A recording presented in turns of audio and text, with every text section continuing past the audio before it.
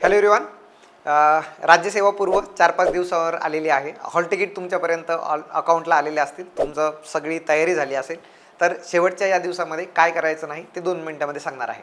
सगळ्यात पहिला, झोप पूर्ण घ्यायची, अति जागरण करायचं नाही. राईट, ठीक आहे. 7 ते 8 तासाची झोप झाली पाहिजे, हा पहिला मुद्दा आहे. दुसरा, ऊन जास्त आहे तर वॉटर इनटेक बॅलन्स ठेवायचा प्रयत्न करा किंवा मॅक्झिमम ठेवायचा प्रयत्न करा. राईट, ठीक आहे. ते आपल्याला आरोग्यासाठी सगळ्यात जास्त इम्पॉर्टंट आहे.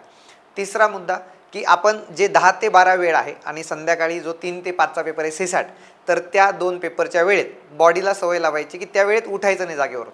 त्यावेळी आपण कंपल्सरी आपला अभ्यास करत राहिलं किंवा आपण जे नोट्स मेकिंग केलेलं आहे त्याचं रिव्हिजन करत राहणं अपेक्षित आहे. त्यावेळी दुसरं काही करायचं नाही, मोबाईलसुद्धा हात लावायचा नाही. राईट, आठवणी ठेवा.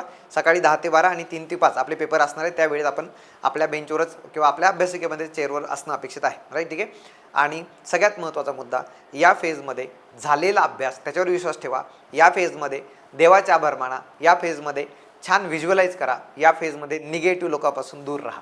राईट, ठीक आहे. जेवढं सकारात्मक स्वतःला बोलता येईल बोलत राहा आणि त्याच्यातूनच तुमचा रिझल्ट येणार आहे. डेस्परेट व्हायचं नाही आहे, पॅनिक व्हायचं नाही आहे. डेस्परेशन तुम्हाला निगेटिव्ह बनवतं, हे लक्षात घ्या. आणि त्यामुळे आपण आहे त्याबद्दल आभार मानायचे. देवाचे आभार माना, आहे त्या सगळ्या सजीव निर्जीव गोष्टींचे आभार माना आणि छानपैकी अभ्यास करत राहा. सतत पॉझिटिव्ह राहण्याचा हा सगळ्यात सुंदर मार्ग आहे. ठीक आहे. All the very best. Thank you very much.